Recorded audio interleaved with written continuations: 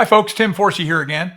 Well, everyone's talking about the excitement that's swelling around the gun world when the U.S. House of Representatives voted just last week to rescind the non-legislative ATF order banning pistol-braced firearms. And I'll admit that was great news. I was surprised that it happened. And while I'd love to celebrate along with all the revelers out there, let's hang on for just a second and not whistle too loud as we walk past that graveyard.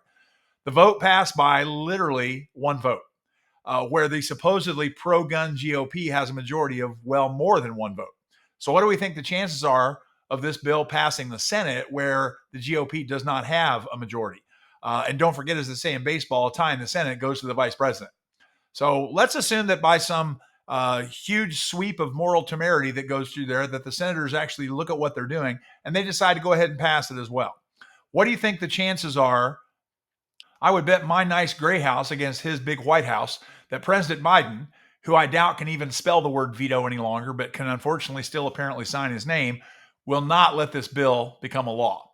I hate to say it, gang, because as a lawyer, I'm part of the problem, but I'm afraid that our faith must reside in the long and winding road to Uncle Clarence and the rest of the Supremes.